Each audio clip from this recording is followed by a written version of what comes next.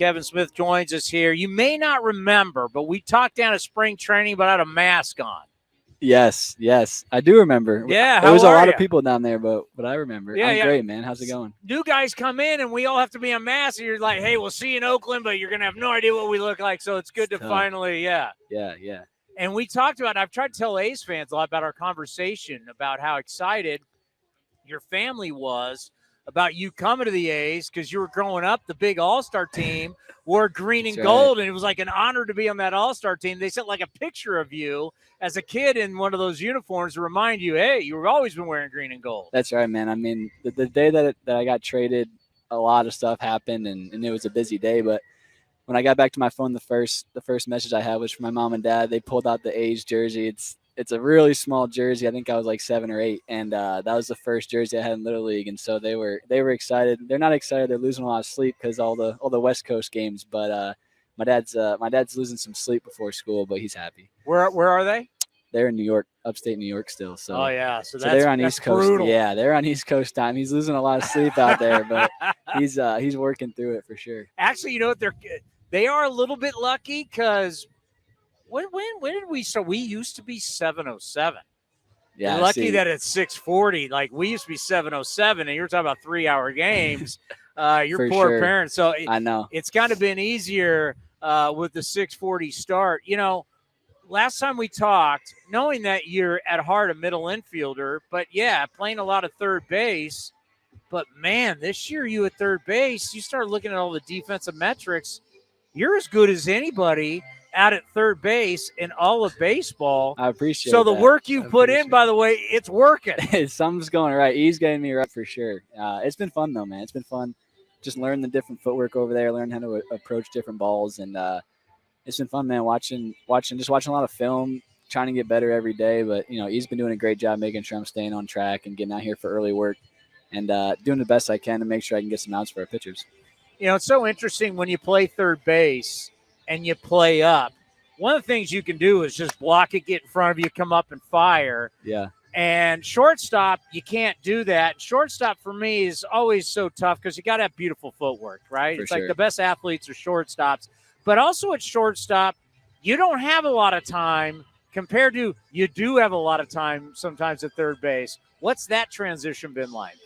Yeah, I mean, once you catch it, you got a ton of time, right? But catching it's the hard part. So, you know, it's smoked at you. Yeah, I mean, just how much – I didn't realize how much curve from the ball. You know, you're always getting a hook. You're always getting a bleeder, something from a lefty, from a righty. So, at short, you're getting way more straight balls just because they're hitting it better. It's more in the barrel. It's more up the field. At third base, they move a lot more. So, just getting used to that, what it looks like off the bat, how I have to approach those balls. But trying to play third as much as a shortstop as I can, you know, playing short for so long, like you said, you work on feet work so much. And so the more that I can back up and almost be like a second shortstop over there, I feel like I get more range and give the benefit of the doubt to the pitchers and get as many outs as I can for them. You know, we talked to Mark Kotze earlier today for the Mark Kotze show about defense. You know, he used to set the defense for Bob Melvin, and we saw it last night, a little bit of a mix-up where you're looking at trying, you know, you got to worry about the bunt. You got Elvis actually playing second base. You got Noisy. I don't even want to call that. He's in between what second and first would be. Ground ball to Elvis. And next thing you know, Noisy's cutting over to second base. It's like when you take guys out of their normal spots and shifting and you try and turn double plays or stuff, sometimes it looks chaotic. What's it like as an infielder? Because you're doing things you're not used to. Yeah, it's tough. I mean, especially when we shift like that, especially with the guy in first. You're trying to take away the bunt from the lefty, so you're kind of playing in. You're pretty far from second. Once the ball's hit the E, it's either you're running to second base, but if he doesn't look at you, you know, E has a great eternal clock. So if he's diving, he thinks he can't get the out second, throws the first, all of a sudden third base is wide open, they can get the third, right? So a bunch of stuff runs through your head right there. Should I run to second? Should I go back to third? Can I even get to second? Am I just running over there for no reason? Then we got, you know, first and third if you can't get the out. So that's kind of what happens, though, in these shifts. You get a lot of weird plays. They're really fun to make when you make them, you know, whether the second baseman's running over or the shortstop's running over to make them. You just hope that it all evens out at the end, right? You want to make more outs than have of those. And I think we've done a pretty good job this year of doing that.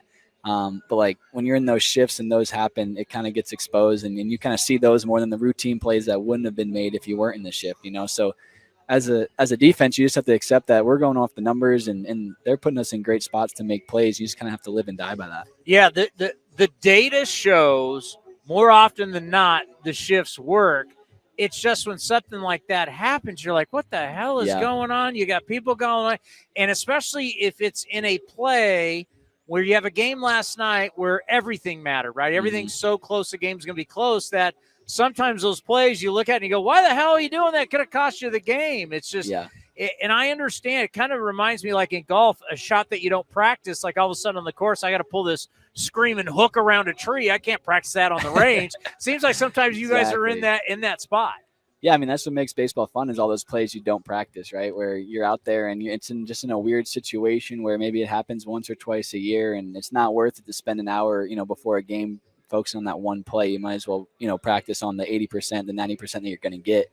So when those happen, though, that's why we're out there. That's why it's fun. And what makes it so fun to be out there is when those plays happen and you make them, it's like no one even knew what we were supposed to do.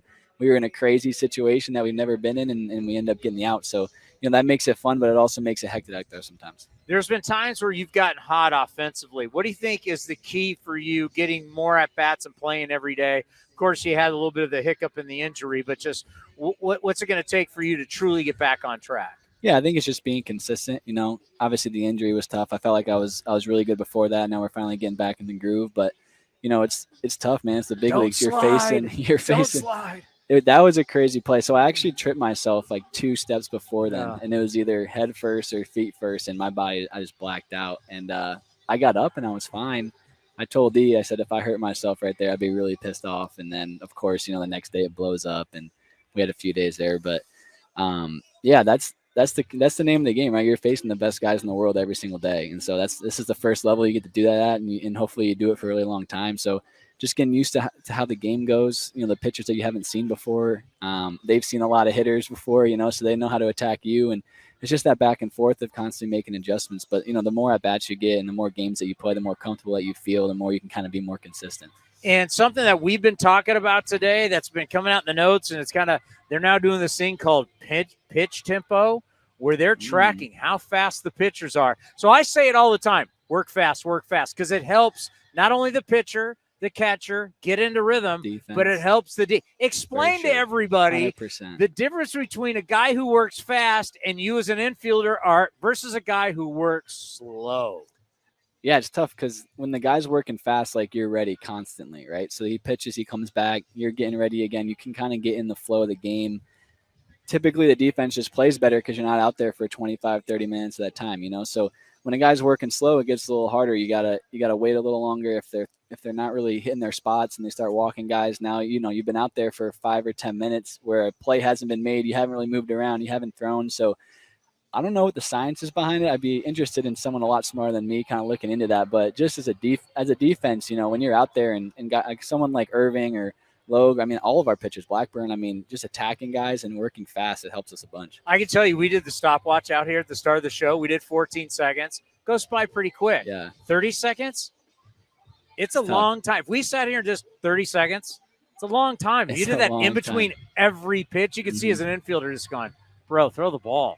Let's go. Locking in for that long is tough. It makes it that's the biggest thing, right? You want to lock in every pitch. Like you want to make sure that you're on your game. So the longer you have to go between that, it's not just that one pitch. It's every, 170 pitches throughout the night over and over every day.